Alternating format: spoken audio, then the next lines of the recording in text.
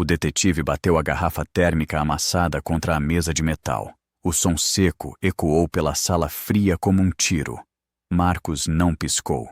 Reconheceu aquele objeto instantaneamente e soube, com uma certeza arrepiante no peito, que aquela simples garrafa estava prestes a decidir se ele voltaria para casa ou perderia o filho para sempre. Encontramos isso na cena do crime, disse o detetive Miller, inclinando-se para frente, com os olhos fixos em Marcos. Dentro do perímetro. Ao lado do fio cortado. E ao lado do homem que a polícia está chamando de ladrão. Marcos manteve as mãos visíveis sobre a mesa.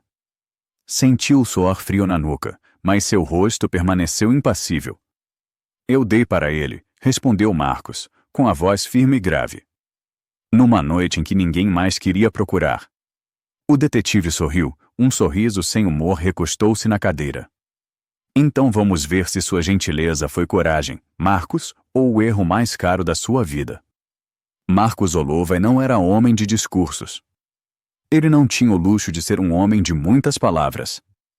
Aos 35 anos, pai solteiro, negro e com quase 1,80 m de altura, Marcos aprendeu uma lição brutal cedo. O mundo não perdoa homens como ele quando chamam a atenção para si mesmos. Ele trabalhava como segurança noturna em um complexo industrial esquecido nos arredores da cidade. Armazéns enferrujados, cercas de arame farpado e o som constante do vento batendo nas chapas de metal. Era um trabalho solitário. Invisível. Exatamente como ele precisava que fosse. Ele aceitava o turno da noite, das 10 da noite às 6 da manhã, por um único motivo, Léo. Léo tinha 10 anos e era o centro do universo de Marcos. Desde que a mãe do menino morreu 3 anos atrás, vítima de um sistema de saúde que demorou demais para tratá-la, Marcos havia protegido sua vida. Disciplina. Rotina. Sobrevivência.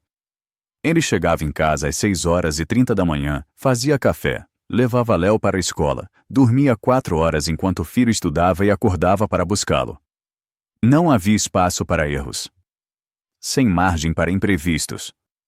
Até a noite em que encontrou Arthur. Arthur não parecia um homem. Parecia um monte de roupas velhas e descartadas atrás da sala do gerador. Era uma terça-feira de inverno rigoroso.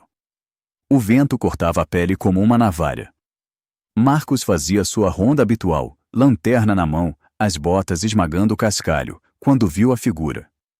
Sua primeira reação, aprimorada por anos de experiência, foi levar a mão ao cinto tático.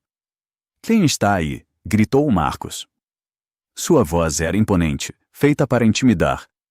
A figura se moveu. Um rosto emergiu dos trapos.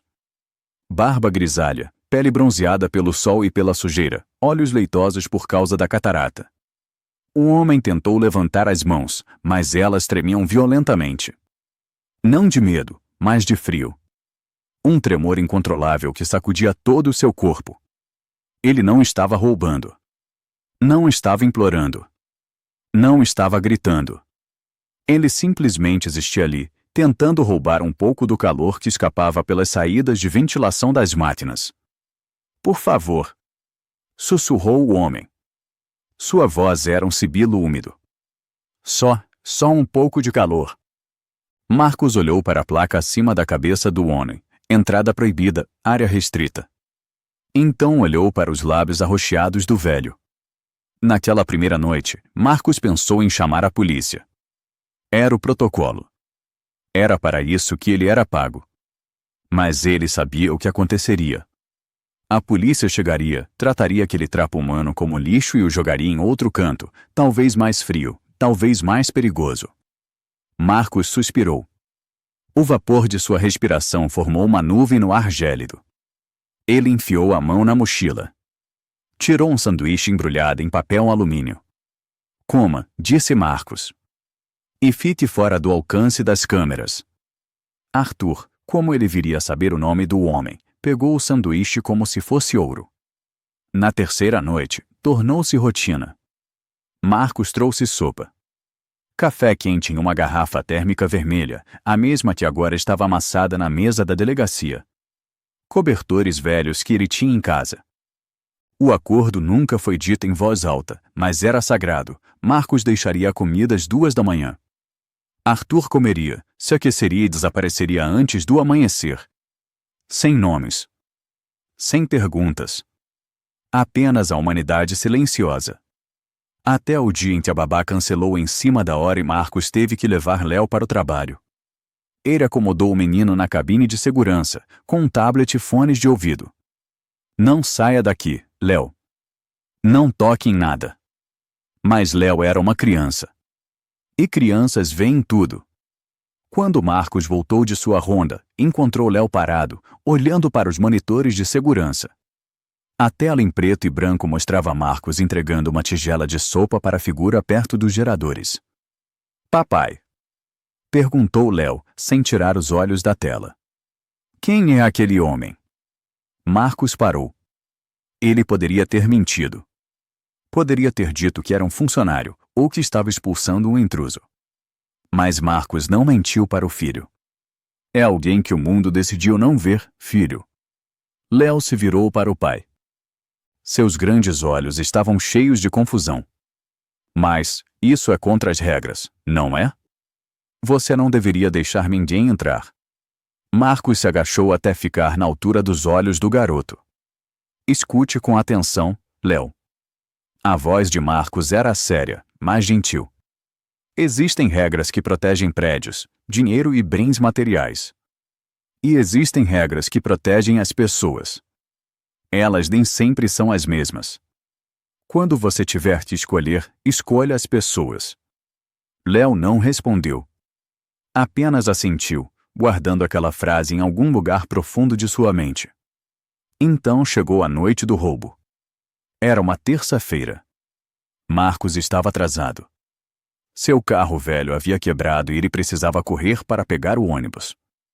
Quando chegou ao portão principal, o caos já havia se instaurado. Luzes azuis e vermelhas giravam freneticamente, refletindo no metal molhado dos armazéns. Havia carros de polícia, rádios crepitando, guardas correndo.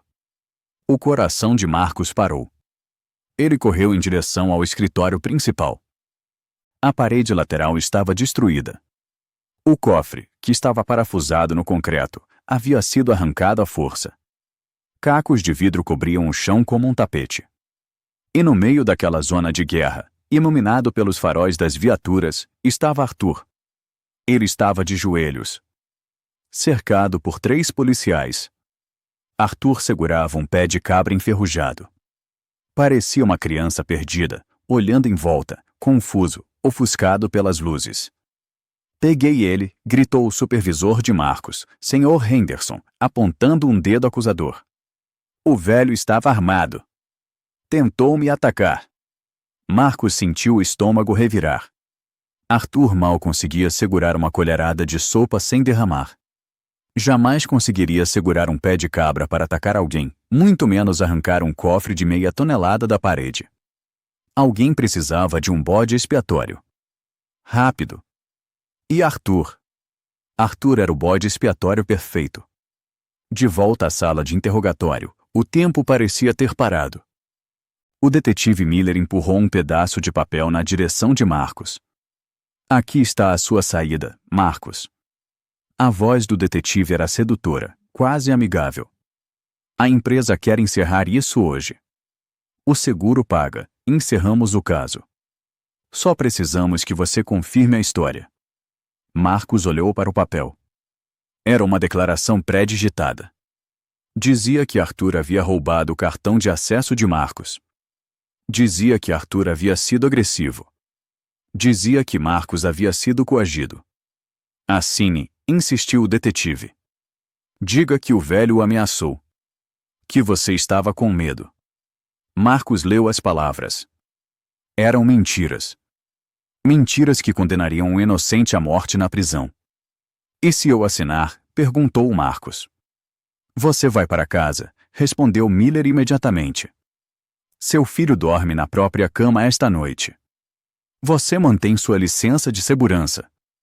Tudo isso desaparece. Marcos fechou os olhos.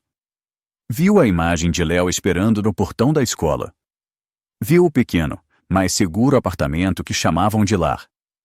Assinar aquele papel salvaria tudo isso. Custaria apenas a vida de um velho sem-teto que ninguém conhecia. Mas então Marcos se lembrou do que havia dito a Léo no posto de segurança. Existem regras que protegem as pessoas. Ele olhou para o detetive. Não, disse Marcos. O sorriso do detetive desapareceu. O ar na sala ficou gélido. O quê? Não vou assinar. Arthur não roubou nada. Ele não tem força física para isso. Eu dei a chave do banheiro para ele? Não. Eu dei acesso ao cofre? Não. Eu dei sopa para ele porque ele estava congelando? O detetive arrancou o papel da mão dele com raiva. Então você escolheu o velho, disse ele com desdém. Em vez do seu próprio filho. Marcos ergueu o queixo. Eu escolhi a verdade. As algemas se fecharam nos pulsos de Marcos com um clique final. A queda foi rápida e brutal. Marcos foi libertado sob fiança na manhã seguinte, mas o estrago já estava feito. Ele perdeu o emprego imediatamente por violação do protocolo de segurança. Sua carteira de habilitação foi suspensa. Desempregado, o aluguel estava atrasado. Uma semana depois, a luz foi cortada. Eles jantavam à luz de velas, não por romance, mas por necessidade. Léo comia em silêncio, o rosto iluminado pela chama fraca. A polícia revistou o apartamento 3 vezes, procurando o dinheiro roubado. Eles reviraram o quarto de Léo, assustando o menino. Valeu a pena, pai? Perguntou Léo naquela noite, sua vozinha na escuridão. Marcos olhou para o filho. Seu coração doía mais do que fome. O quê, filho? Ajudá-lo. Perdemos tudo. Você perdeu o emprego. Vamos ser despejados. Léo olhou para cima, os olhos cheios de lágrimas. Por causa de um estranho. Marcos respirou fundo. Queria gritar. Queria chorar. Mas ele era o pai. Era o pilar. Nem tudo que é certo nos protege do sofrimento, Léo, disse Marcos. Mas tudo que é errado nos destrói por dentro. Se eu tivesse mentido, teria mantido meu emprego, mas teria perdido quem eu sou. E não seria capaz de olhar nos seus olhos e te ensinar a ser um homem honesto. Léo virou o rosto para a parede. O silêncio entre pai e filho nunca fora tão ensurdecedor. Mas Marcos não desistiu. Não podia desistir. Passava os dias na biblioteca pública, usando a internet gratuita, e as noites patrulhando o perímetro da fábrica, do lado de fora da cerca. Repassava a noite do assalto em sua cabeça 1000 vezes. O horário não batia. O alarme disparou às 2h30. As câmeras foram desligadas às 2h. Mas Arthur disse algo na delegacia antes de ser levado. Algo que ninguém prestou atenção. Cheiro doce. Fumaça doce. Arthur não estava falando de um incêndio. Marcos fechou os olhos e se lembrou do escritório do supervisor, o do Sr. Henderson. O cheiro enjoativo de tabaco de cereja que impregnava suas roupas. Henderson fumava cachimbo. E havia algo mais. Arthur dissera que ouvirá clique, clique, clique no chão de cimento. Henderson usava botas de cowboy com biqueiras de metal nos calcanhares.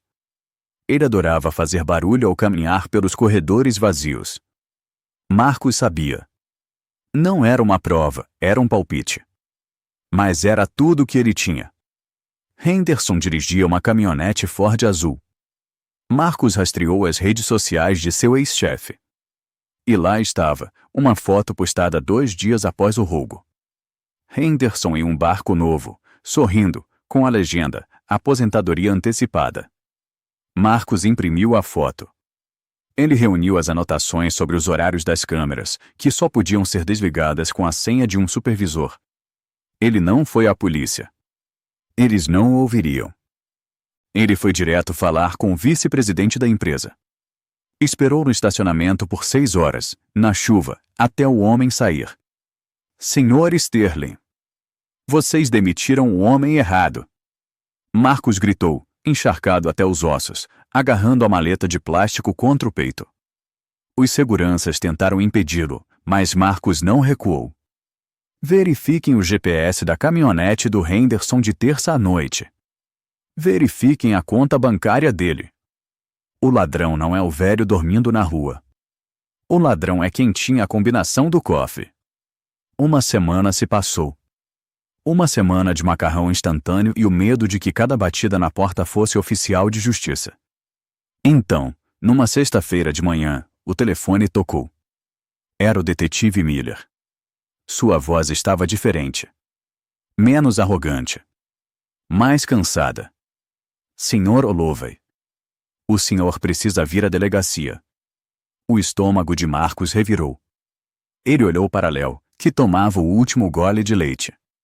Estou sendo preso? Perguntou Marcos. Não, disse o detetive. Prendemos Henderson. Encontramos o cofre em um depósito alugado em nome da esposa dele. E, você estava certo sobre o tabaco. Encontramos um pacote no porta-luvas. Marcos sentou-se na cadeira bamba da cozinha. Suas pernas fraquejaram. E Arthur? As acusações foram retiradas. Ele será liberado hoje. Quando Marcos chegou à delegacia para assinar os papéis de liberação para seus próprios processos pendentes, viu uma cena que jamais esqueceria. Uma mulher bem vestida chorava, abraçando Arthur no saguão. Arthur parecia limpo, vestindo roupas novas que lhe serviam por serem grandes demais, mas sorria. Um sorriso genuíno, sem dentes. A mulher viu Marcos e se desvencilhou do abraço. Caminhou até ele. Você é Marcos. Ele assentiu. O detetive me contou, disse ela, enxugando as lágrimas.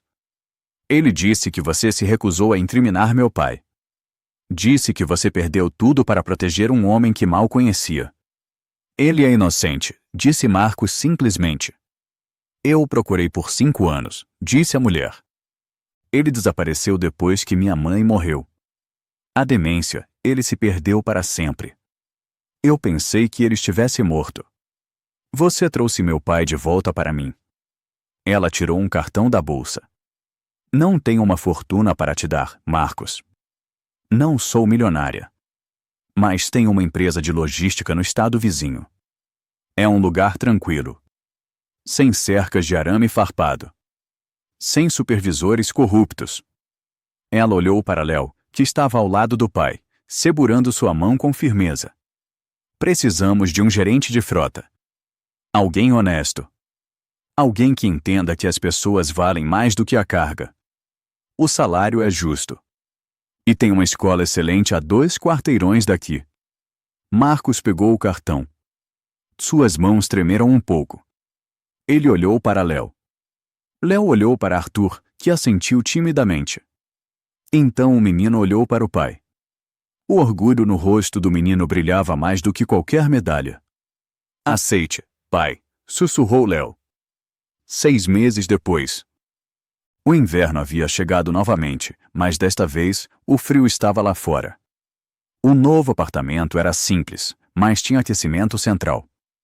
Marcos estava na cozinha, fechando sua nova garrafa térmica. Café fresco. Vamos, Léo. Um ônibus chega em 10 minutos. Léo apareceu na sala, com a mochila nas costas. Parou na porta, hesitante. Pai, o que foi? Você esqueceu seu livro de matemática de novo? Não. É que tem um menino novo na minha sala. Os tênis dele estão furados. E está nevando. Marcos parou. Olhou para os pés do filho, calçados com botas de inverno resistentes e quentinhas. E perguntou Marcos. E eu tenho aquele par antigo. Aquele que a gente guardou. Ainda está bom. Léo olhou para o pai, esperando uma resposta. Testando se a vida havia endurecido o coração de Marcos. Testando se a lição ainda valia. Marcos sorriu. Não era um sorriso bobo de felicidade. Era um sorriso de paz. De dever cumprido. Vai buscar, disse Marcos. E coloca um par de meias grossas dentro, para ele levar. Léo correu para o quarto. Marcos pegou as chaves de casa. Ele abriu a porta e sentiu o ar frio da manhã atingir seu rosto. Mas não sentiu frio. Naquele dia, ele entendeu que não havia apenas salvado Arthur. Ele havia salvado o futuro de Léo. Ele havia ensinado ao filho que ser homem não significa vencer sempre. Significa não abandonar aqueles que precisam, mesmo quando o preço é alto. E naquela noite, e em todas as noites que se seguiram, Marcos olhou e dormiu em paz,